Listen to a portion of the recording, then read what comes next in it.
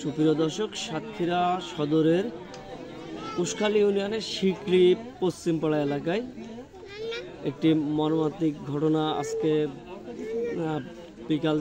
বিকাল ৩টার দিকে ঘটেছে। এখানে সম্রাট নামের একজন ব্যক্তি, তিনি দিনমজুর, বাবার নাম আবুল, তিনি মারা গেছেন।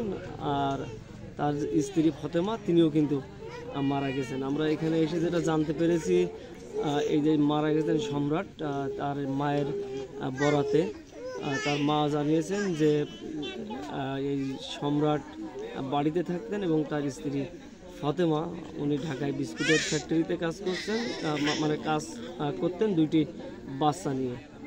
আজকে সকালে এই ফতেমা বাড়িতে আসেন, এরপর দুপুরে তারা ভাত রান্না করেন এবং দুপুরে পরে মুড়ি খাচ্ছিলেন।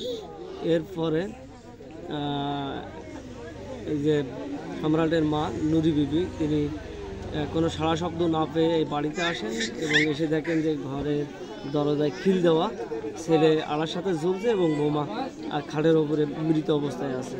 নুরি বিবি দ্রুত যে কোনো উপায়ে দরজাটি খোলে এবং ভেতরে যে দেখতে পায় যে আসলে বৌমার গলায় বৌমার যে পায়জামা ছিল সেটা দিয়ে ফাঁস দেওয়া, আর ছেলে আড়ার সাথে ঝুলছে, উন্না গলায় দেওয়া আছে। উনি দ্রুত সেই উন্নাটি কেটে ছেলেকে নামান, তার আগেই কিন্তু ছেলে মারা যায়। এবং এছাড়া আমরা স্থানীয় সাথে কথা বলেছি অনেকের সাথে, তারাও কিন্তু এই একই তথ্য জানিয়েছেন যে এরাও কিন্তু অনেক দিনমজুর ছিল। এই ফতেমা, যার বাবার নাম নূর ইসলাম, বাড়ি কুশখালী বাজারের পাশেই, এরা কিন্তু অনেক অভাবে এবং অভাবের কারণে কিন্তু এই ফতেমা, তিনি ঢাকায় বিস্কুটের ফ্যাক্টরিতে কাজ করতেন, আর এই যে স্বামী সম্রাট, তিনি কিন্তু বাড়িতে থাকতেন।